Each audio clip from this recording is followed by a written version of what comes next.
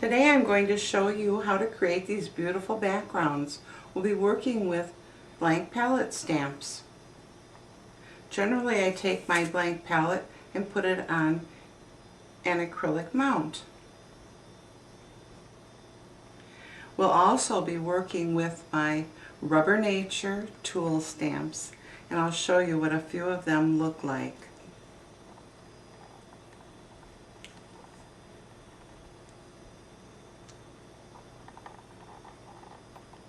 You can find a whole series of blank palettes and Rubber Nature tool stamps on my website, creativeartsbyobertin.com.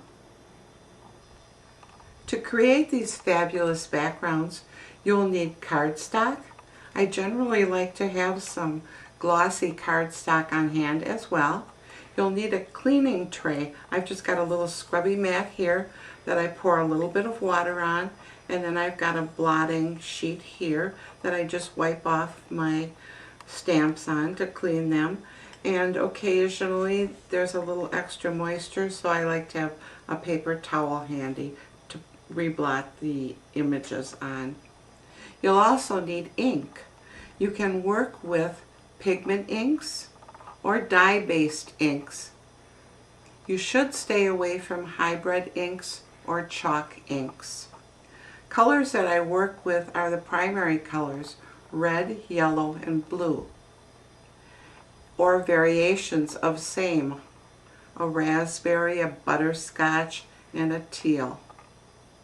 You could work with any colors that you would like, but I find that I can get any color I want by just working with these three primary colors.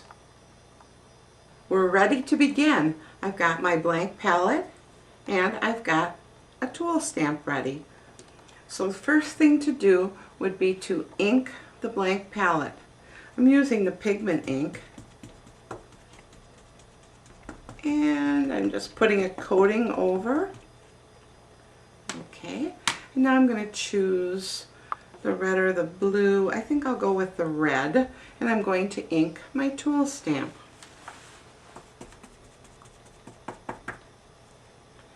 I do have 5 categories of tool stamps. The twist tools are in my second category of stamps, and I've named each category for the way that you work with the actual tool stamp. The way to work with a twist tool is by placing it on the palette, giving it a quarter turn twist, and lifting it. So it's a twist and lift. It's a twist and lift. And as you can see, I'm rotating my palette as I'm working. It's just a little easier to get to the places. If you look at this, you'll notice that I've got some of the red color here, and some of the yellow color has come up on the tool. I want to introduce a little more red, so I've just turned my tool and I'm going to come in and I'm finishing up. And I want to make sure that I have gotten over the entire palette the little spot that I missed here, so I'm just going to come in with a little corner and twist it out. I'm going to set my tool aside for the moment, and I'm going to press this out. And it's on my cardstock. Give it a nice pressing.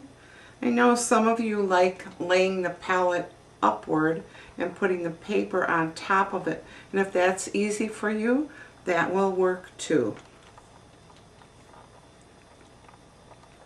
So here's my result. I think it's beautiful.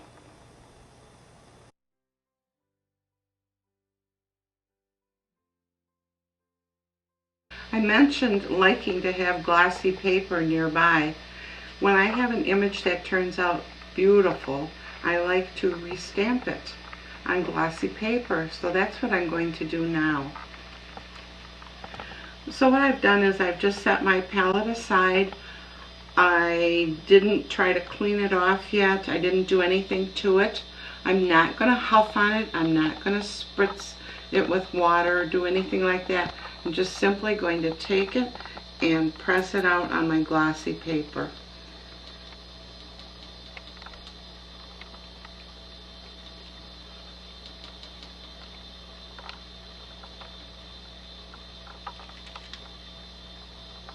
and here's the image. So I've been able to create two very beautiful images. The second stamping on the glossy paper is much lighter, going into pastel shades, both very pretty.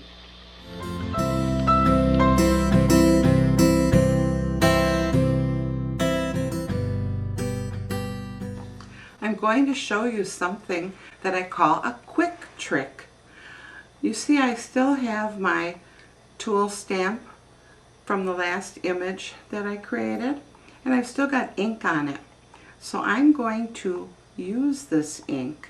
I'm not going to ink this up in any other way. I'm just going to use the ink that's been left behind.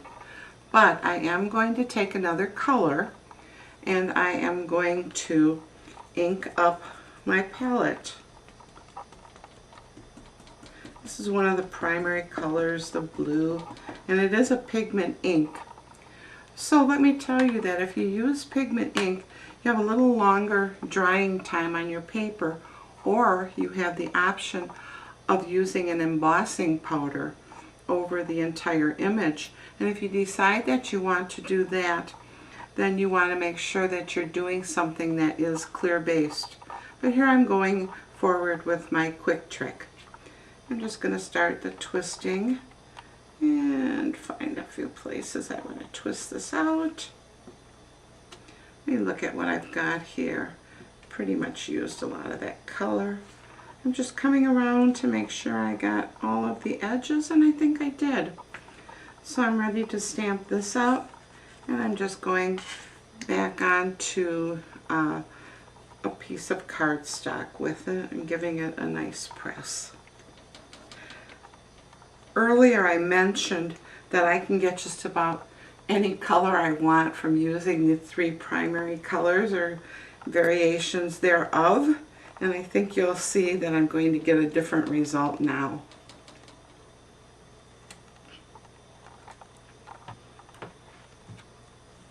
Another very pretty stamping.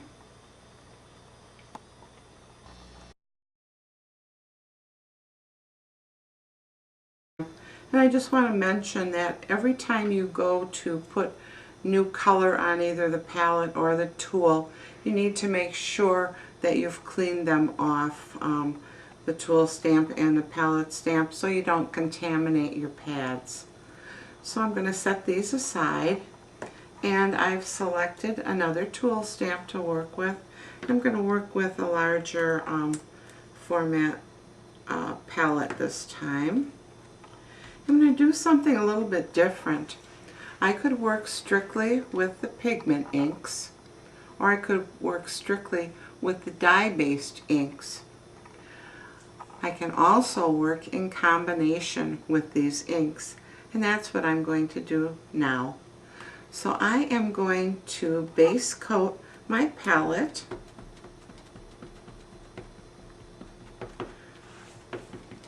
with the red dye-based ink, and I'm going to bring out this yellow, and I'm going to ink up my tool stamp with it. And remembering that we're working with twist tools, and the way to work with them is to do this quarter turn twist and lift. So here I go, twist and lift.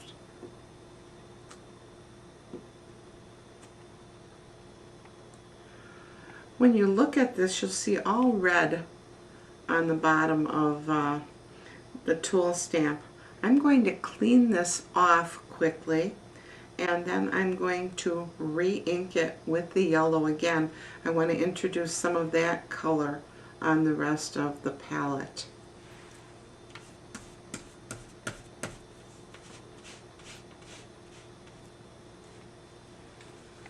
A little extra moisture on there, so I've got my paper towel, clean that off a little bit.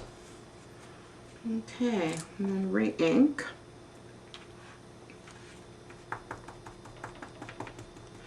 When I'm working with a larger palette, a lot of times I do go back and re-ink so I can distribute my color more evenly.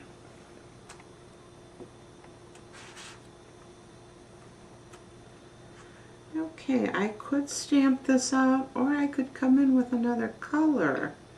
I think maybe I'll come in with another color. So I'm just going to clean off again before I would go to an ink pad.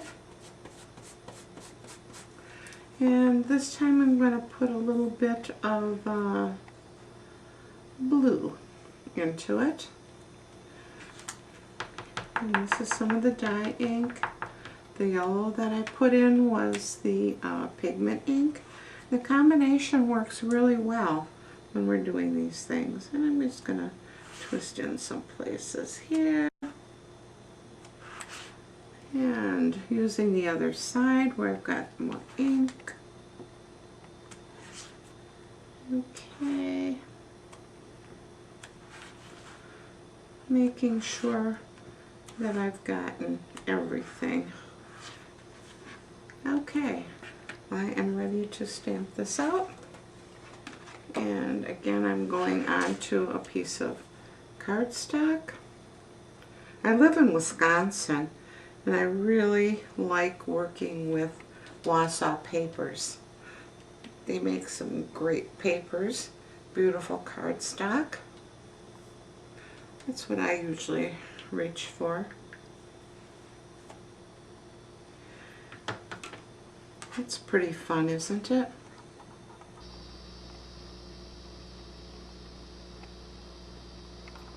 I thought I'd like to stamp this piece out again, so I'm bringing a piece of glossy cardstock over. I was curious about what it would look like in a more pale colorway. So that's what I'm looking for now. The first one reminded me of 4th of July. Would make a great 4th of July card.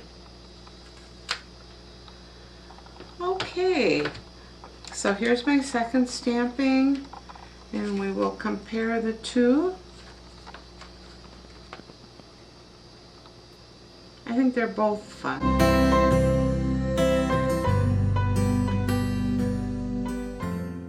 I just cleaned the palette off, so I'm going to set it aside, and I'm going to bring out a small palette. I did not clean the tool stamp off. I'm going to go back and do another quick trick. So I am going to ink up with my lightest color on the table, and that's that yellow. And I'm just going to use my leftovers and create another fun piece.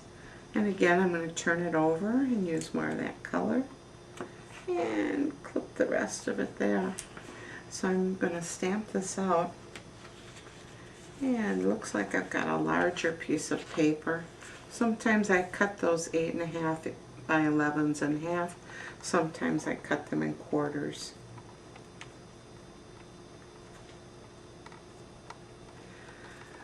Remember when I mentioned how we could change colors so much? This is really letting me have fun and make some nice changes. I'm going to quickly just clean off the palette stamp. Not going to clean off the tool again. Going for another quick trick. And a little piece of towel. Make sure that's nice and dry. And this time I'm going to put down some blue ink. And then I'll work with my tool with the leftovers. And I'm just turning it. Now if you wanted to leave open spaces on a piece, you could certainly do that. I tend to like to make sure I filled everything in. So that's what I am doing here. And ready to stamp this one out. And you think this is such a tiny little palette, but you'll be surprised in my next video how I can use these tiny little palettes. Again, more colorways. Clean this off one more time. we'll go for one more quick trick. And I think this time I will put down another blue. It's a very dark, probably looks black on camera. And I'm just going to start up in the middle, give it a twist, come along the edges here, give a little twist, and let me stamp this one out.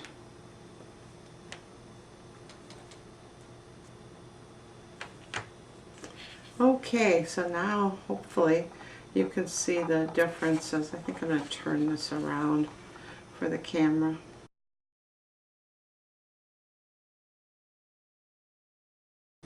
I think you can see how addictive this is, doing the quick tricks. Hard for me to stop. I said I was going to only do one more, but I'm going to do another. And let's see, I'll put different color down for my base coat on my palette stamp. Use my leftover ink again and just twist everything out. Thank you for joining me today. I've had so much fun creating these fabulous backgrounds, and in my next video I'm going to show you some fun ways to work with the backgrounds. Okay, I'll fess up. I just couldn't stop with the quick tricks. So there are a few more images here than you saw me creating on camera.